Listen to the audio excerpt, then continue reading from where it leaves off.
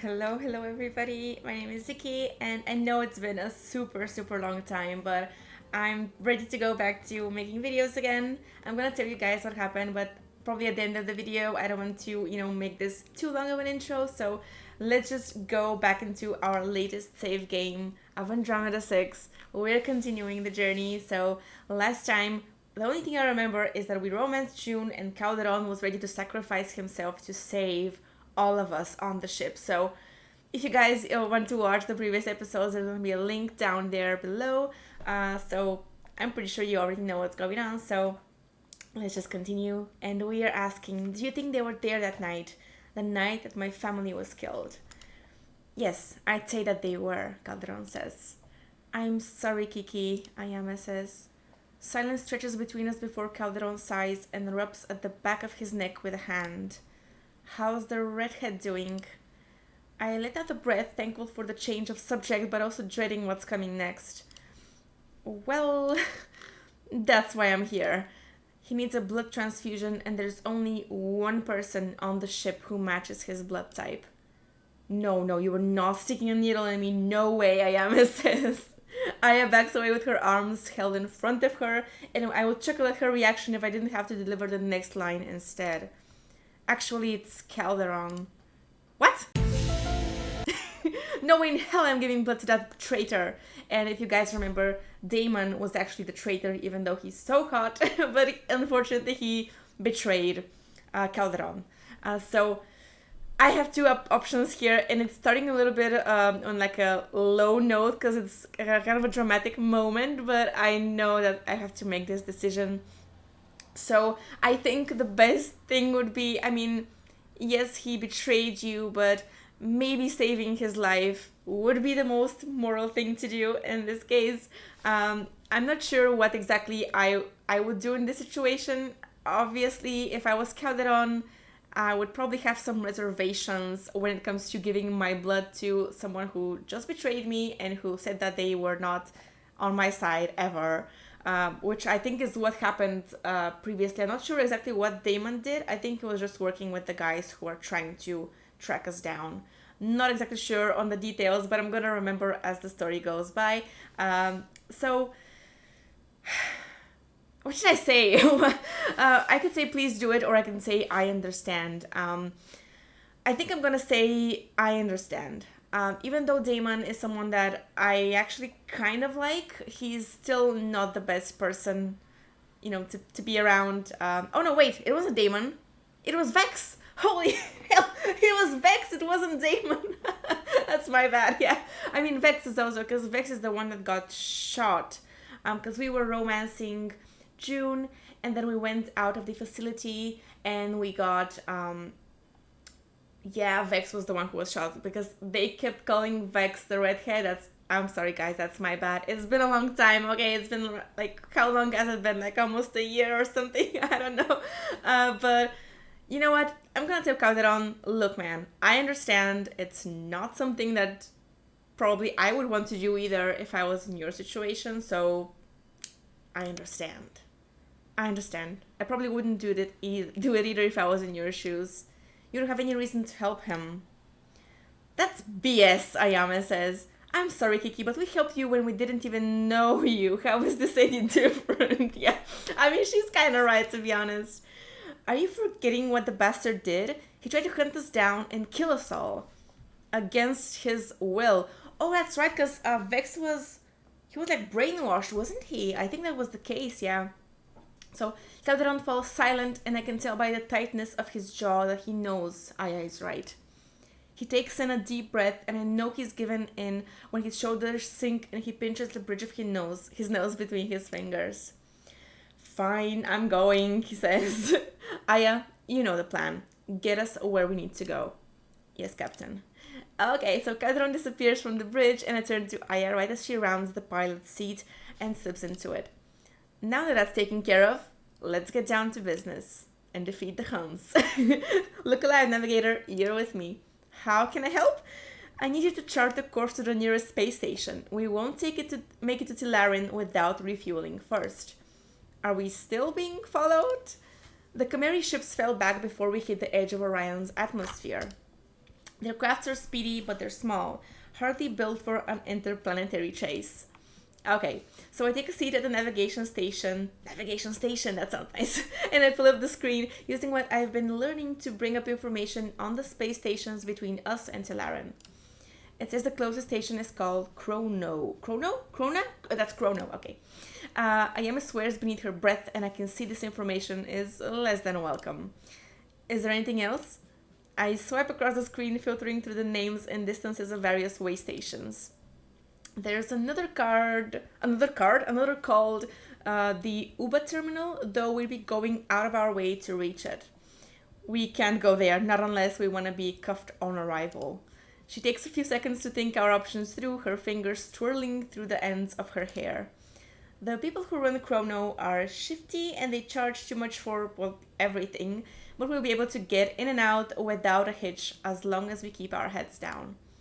Set a direct course and we'll get this baby some much needed TLC, tender love and care. Okay, so yes ma'am, we say, and we tap a few controls on the screen, fumbling only once before the course is set and the information is beamed across to the pilot's hub. I can't believe we're going to Tularan. I've always wanted to see it. Ryanok has told me so much about it. It sounds amazing. I just wish that... She trails off, a sad and wistful expression coming over her. What do you wish? She sighs before turning back to the controls. I can't see her face, but I'd never mistake the pain I hear in her voice. Nothing. Aya shakes her head, and when she looks at me again, her smile has returned, though there's something about it that does not seem quite right. You should get some rest. It's been a long day, Ayama says. I'll let you know when we're getting closer to Chrono. Are you sure you don't want me to stay for a bit? Just to keep you company? She shakes her head, and this time when she smiles, I believe it's the real deal. Yeah. Because, Ayame has always been a very positive person. She doesn't have she has not had the easiest life as far as I know, but she has a very good mindset that really just helps her, keep on going. So she says, I'll be okay. Gotta keep my eyes peeled for any Chimeri ships, so no distractions. Alright, if you insist.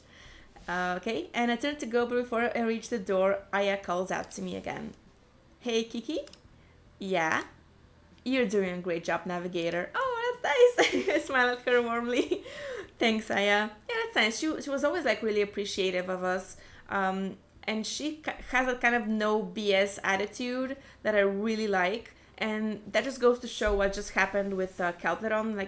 She's not afraid to just speak her mind when it comes to what she believes. And she actually managed to change his mind. So that's very, it's very telling of the kind of person that Ayame is.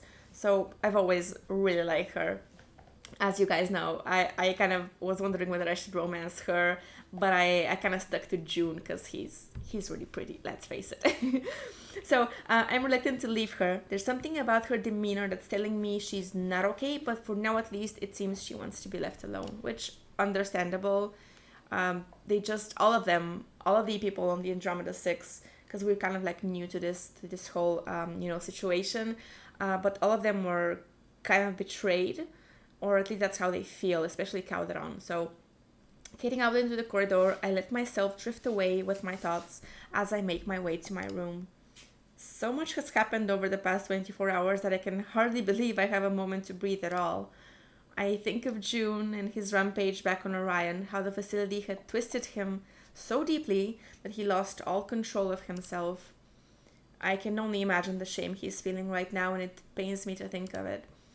I'm beginning to realize that the world is a dangerous place, much more so than I had imagined, and I'm still learning the rules of the game.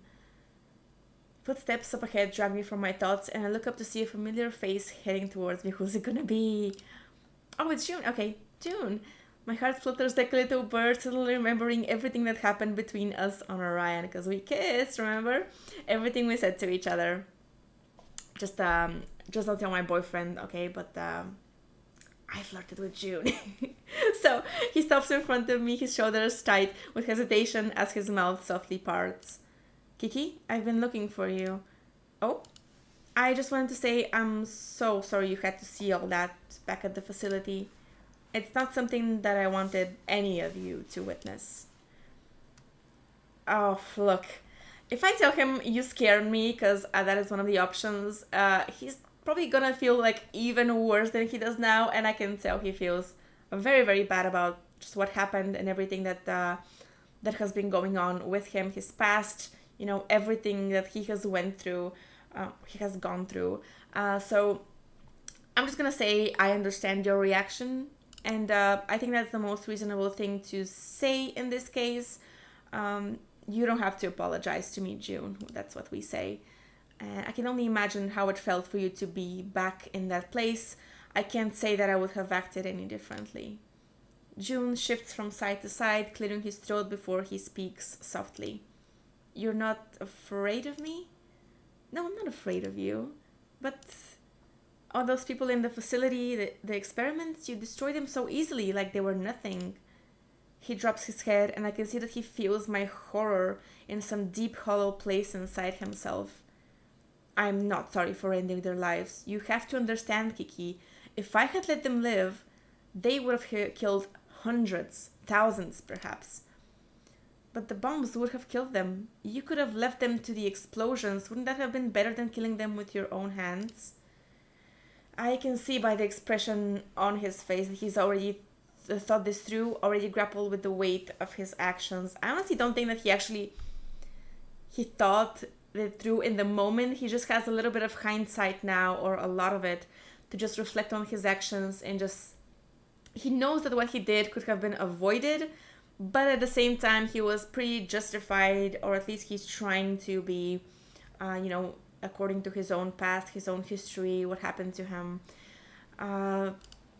Honestly, it's a very difficult, kind of a gray area, because yes, he did murder the people, but they were bad people, and in the meantime, we would have killed them anyways with the bombs. It's a huge mess. But honestly, I'm gonna side with June, because we did already take that path to be with him, be loyal to him. So in this case, it's not a totally black and white situation. So June says it's likely they would have survived the explosions, and I couldn't take the risk. Their bodies were infused with Orionite, same as mine, but they're not like me, Kiki. How do you know that? They might have been suffering just like you. They were suffering, I have no doubt about that, but that's where the similarities end. June takes in a breath to calm himself. I can see that he knows much more about the situation than I do, and I do trust his judgment. My transformation began before I was born, and there was no one else who took to the substance like I did, not even my brother. Oh, that's right, June had a brother that... Oh, man. The doctors, my parents, and his parents were the ones who actually did this. Oh, okay. I remember now. It's all starting to come back to me. The doctors tried to recreate it over and over and failed every time. I didn't even know why I was the only one who survived it, and trust me when I say I've tried to find the answer. Those things in the facility used to be Khmeri soldiers, but from the moment they were poisoned with Orionite, they became something else, something more dangerous than any of us.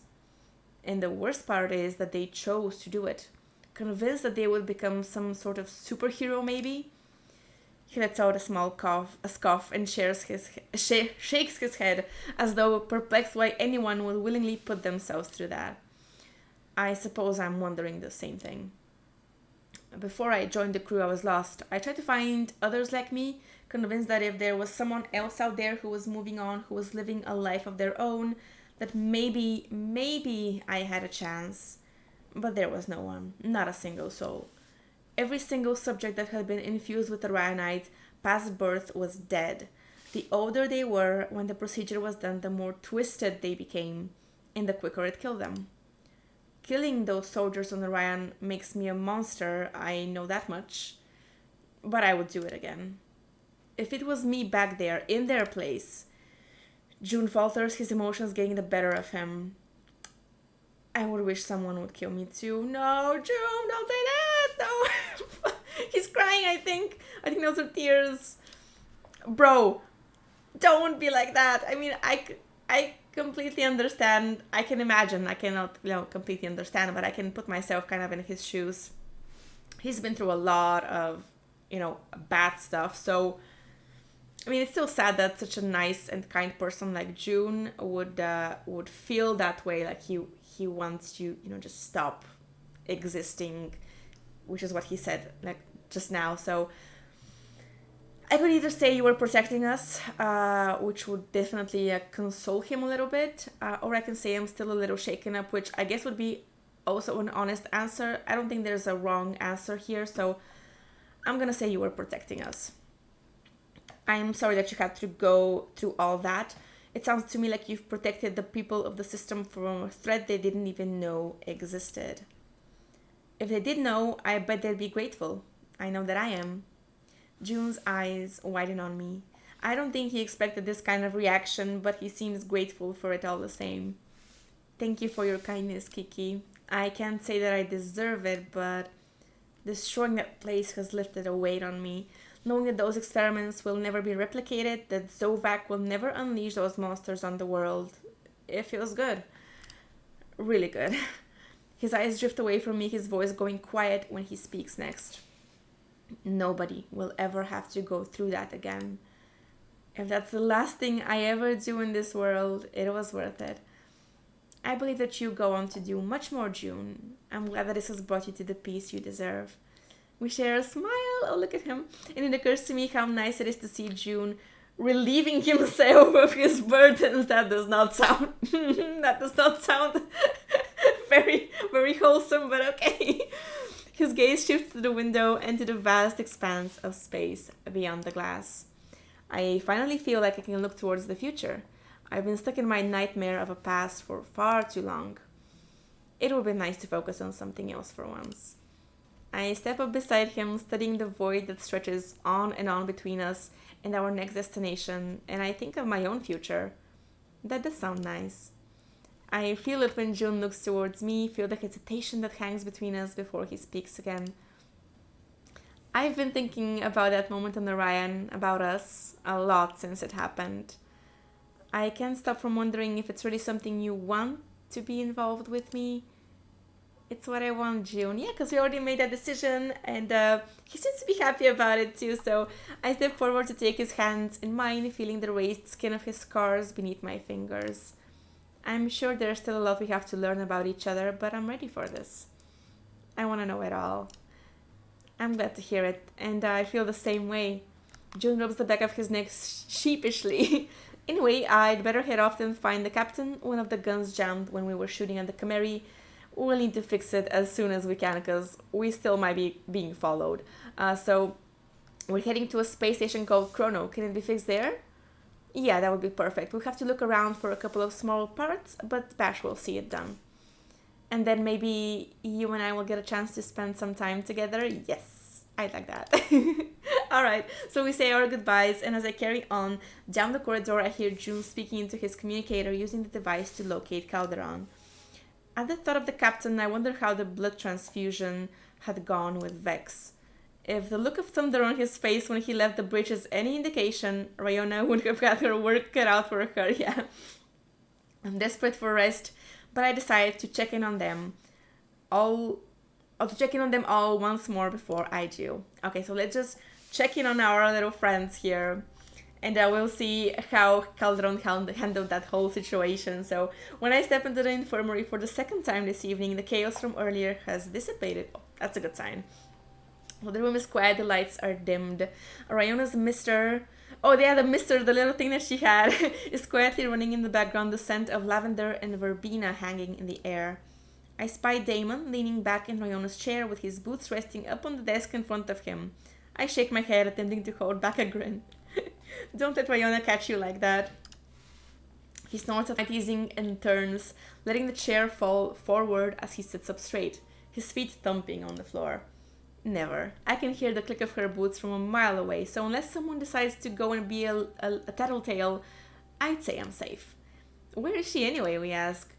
Damon pushes himself to his feet, stepping towards me with a smirk dancing on his lips. Doc's taking a break. I know I'm not exactly a medical professional, but if you need a full body examination, then I will not be asking you for one. Damon, please, back the fuck off. So, if you say so, not when you've got Junebug wrapped around your finger, huh? I raise an eyebrow at him. I can't forget the things he said to me at the Ark, the flirtations that have gone on between us, and I doubt that neither can he. Are you jealous? Maybe. But you won't catch me shedding any tears over it. Yeah, of course, don't. We never had anything going on, so it was just maybe like, oh, I'm sorry, that's my bad. Return? Okay, I clicked something, I'm sorry. So I clear my throat softly, determined to change the subject and to remember why I actually came here. How did the blood transfusion go? Is Vex doing okay? Demon snorts again as though I've somehow said something mildly funny. It went well enough considering Cal could barely sit still for long enough to have his blood drawn. As soon as it was done, he tore out of here, muttering about Tilarin amongst other things. Lucky our Iona's a gem. She patched Carrot Head up better than he deserves, I would say. He looks towards the bed, shaking his head in either amusement or disappointment. I can't quite tell. He's resting now. He'll be fine. I follow Dama's gaze and I feel my shoulders sag with relief. I want to see him, but before I step towards the curtain, something makes me pause and I turn to Damon once more. Calderon told you we're heading to Tularin? Yeah, sounds like Lisa's up to something. My hopes perk up. If anyone knows why Elisa... Wait. Can I go back? No, I cannot. Okay, that's my bad. Because first he said Lisa, and now we said Elisa? Is that just a nickname that they use for her? Because they're very similar names, so I'm guessing it's just a nickname that they use for Elisa, but I remember her as Elisa. She was the red-headed lady, so kind of like a ginger hair color, very pretty. So if anyone knows why Elisa might be on Tularin, it's Damon. Wait, no, is Elisa the one with the ginger hair? Or was she some... I don't know, guys. It's been a long time. Forgive me. I'll get back into it, but it's just been a long time. So, what do you think it is, we ask? Who knows? Outsiders haven't been welcome on Tularin for decades, so whatever it is, something big. Why else would they let a dope like Zane on the planet? I don't ask anymore. I know it's not his fault, but I'm disappointed to learn that Damon knows just as little as I do. I am impatient to get to Tularin to find out what exactly is going on, but I know that there are other things we have to take care of first. Before you do anything else, come over here. Damon instructs before he heads over to the overhead cupboards and starts pulling out some supplies. I follow him tentatively, watching him set down a bottle of blue fluid and a wad of cotton balls. Balls. What are you doing? You've got a cut on your head. My hand flies to my forehead. I hadn't even realized it was there. It doesn't hurt at all. Don't touch it. It needs to be cleaned to prevent infection. I drop my hands, letting Damon step forward and press one of those moistened cotton balls to my head, dabbing it over the wound. It stings a little when it hits the cut, but I try to stay still while he works. I didn't know Rayona was training an assistant. When you work in my profession, you need to know the basics, because he's an assassin, remember? Damon turns back to find a small bandage, using it to cover the cut. After smoothing it down over my skin, he stands back and admires his work. All done. Okay, take this tube for the bruises. He grabs a small tube from the counter and holds it towards me. Probably some pills. I don't think I have. You will in the morning, trust me. Taking the tube of ointment, I pocket it for later, giving him a small smile. Thanks, we say. Don't mention it. Okay, so heading over to Rayona's desk, I pick up a small mirror, using it to inspect the so-called gash. The bandage has covered the wound completely, so it can't have been too bad. In any case, I'm glad Damon thought to take care of it so it wouldn't get any worse. You want a minute alone with him? Damon's voice brings me back to the current situation. I assume that he's talking about Vex, and I look towards the bed instinctively. After his confession back on Orion, the fact that he was the one who shot Nerissa, it's difficult to come to terms with. I'll admit that I may have been putting this off longer than I should. That's me with making videos. I wonder, what should we do here? I mean, we could talk to him, but the thing is that we're still most likely not in the right mind where we can just, speak to him with a clear head. I'm not sure exactly where we stand right now, so I think we need more time. I think that's what we're gonna say, so I'm gonna say no. I need more time. I just came to make sure everything was alright in here. Seeing Vex is just too much. He told me a bit about what happened. I'm sorry about your sister. Thanks. It was definitely a shock to hear all that from Vex. He makes an affirmatory sound, his eyebrows suddenly knitting together. Look, it's up to you how we go forward from here, but you should know, the guy's in hell. I've never seen him so low. I look towards the bed, my mind is spinning. I know that it wasn't Vex's fault what happened, not truly. But I still have a lot of my own emotions to work through before I can decide to let him in again. I know. With a sigh, I tear myself away and head for the exit. Right now, I need sleep. Everything else can wait.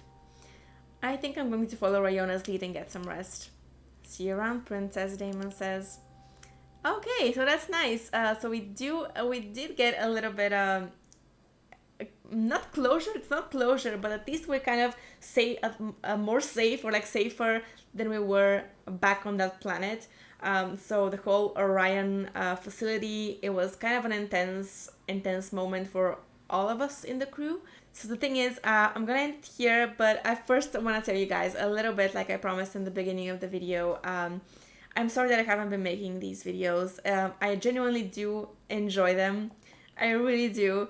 It's just, I'm a little bit, weird, I guess you could say. And I just sometimes have a lot of trouble just even doing things that I like. If that makes any sense to you, I'm sure it does, because everyone goes through these types of things. But I just want to say I'm sorry, and I definitely do really want to finish this game. And I know there's like so many like DLCs coming out for Andromeda 6, and there's like all these different stuff because I keep following them on Twitter and in HGO and stuff like that. So I really am going to try and be more consistent. It would definitely be good for me, and I know that you guys also love to watch these videos. And the best part about this whole thing is just sharing with you guys, because it's gaming is ultimately just about sharing and just listening to the story together, experiencing it together. That's it for now. Once again, sorry for the huge delay, but I'm trying to kind of get myself back on track, and I'm trying to, push myself a little bit more. So thank you guys so much for watching. Really appreciate you. Thank you so much for watching and for coming back, and I'll see you in the next one. Bye bye.